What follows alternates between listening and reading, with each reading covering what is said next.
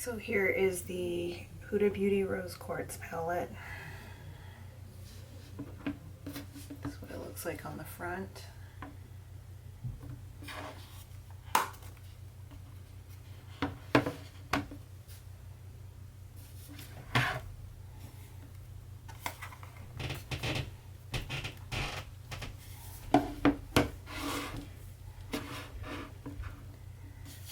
This is only the second palette that I've purchased this year.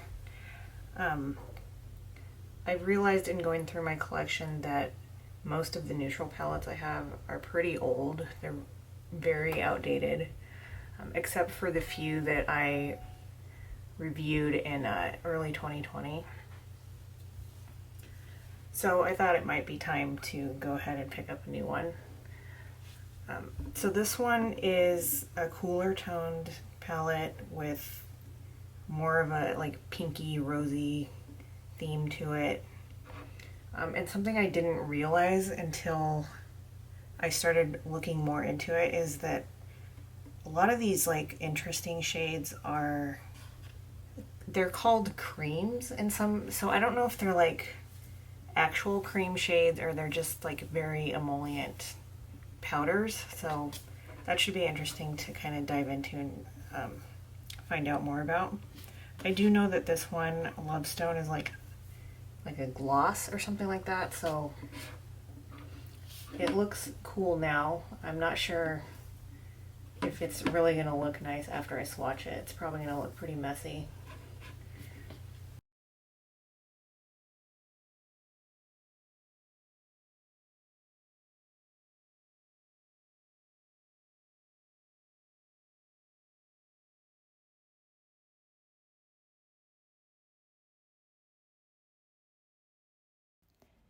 Here's the shade Quartz. It had a slightly creamy feel to it, but I wouldn't describe this as a true cream. And after swatching, it did lose a little bit of its marbling, but it didn't have a very strong marbling to begin with. Next we have Aura, and all of the mattes in this palette swatched very nicely and had a super smooth, fine texture. Next one is Gratitude.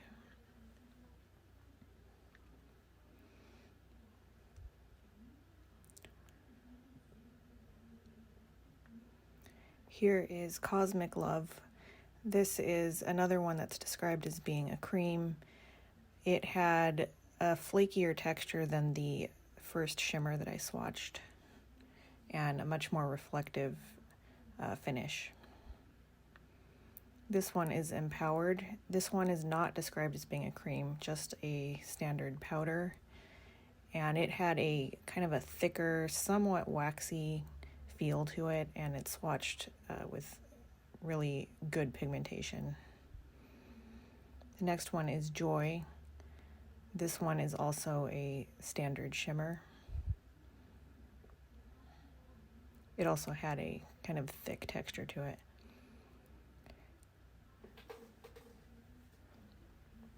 This one is Precious, and I thought swatched and also performed nicely. I did use it once already. This one is Energized. It's described as being a cream, and it is incredibly metallic. This one is Lovestone, and it is a gloss topper. The specks and marbling you see are deeper down underneath the surface and didn't get messed up when I swatched it. The next one is Cherished. And this had a nice texture to it as well, but it did, the surface of the shadow got a little bit rough after swatching it. The next one's Blissful. It's also a cream, and it had kind of a flaky texture to it.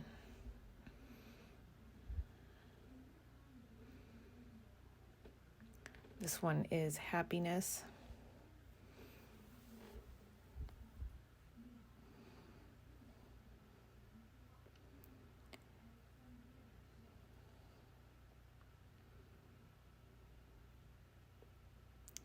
This is Mantra.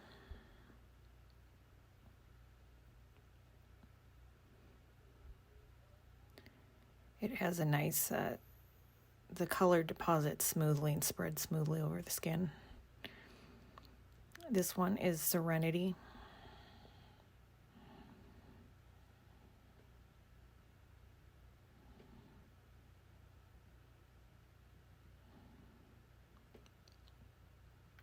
Here's the shade Abundance, and it is a standard powder shimmer and had a thicker texture just like the other two that I swatched before.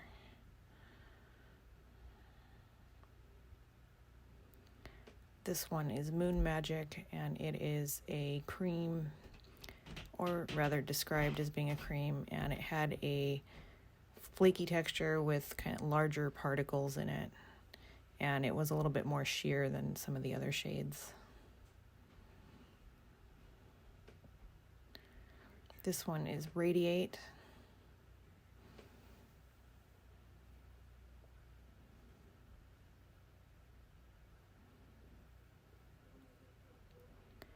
And the last one is Self Love. The marbling in this didn't get messed up when I swatched it, but you might be able to see in the swatch one side is a little bit more gold and the other side's a little bit more pink. And that's just because of the way that I picked up color on my finger. So that could be interesting to maybe get like an ombre effect out of it, depending on how you pick the color up on a brush.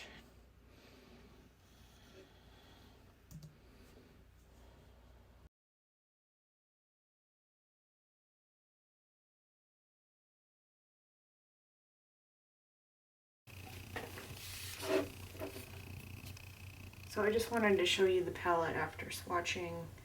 I know sometimes with these like special marbled shades and like things that look nice in the pan, you wonder if like once you swatch it, it's gonna end up looking really messy, you're gonna ruin it. I think that it held up pretty well. The only one that I think kind of lost the way that it looks is Quartz, but that one wasn't especially, didn't have an especially strong marbling to it that was lost anyway. So I think they did a nice job in when designing this and thinking through when people are swatching this and how it's going to hold up over time. At least during the first time messing with this, I haven't totally messed it up. So at the end here, I'm including a few other palettes laid out next to the Rose Quartz palette. Right below it, I have the Huda Beauty New Nude palette. And on the bottom right, I have the Too Faced The Natural Nudes palette. And on the top right is the Natasha Denona Love palette. I have seen one person ask how the Rose Quartz palette compares to Huda's New Nude palette. And I think the older one is warmer overall. It has a couple of more mattes in it and 2 glitters. The newer palette doesn't have any glitter in it.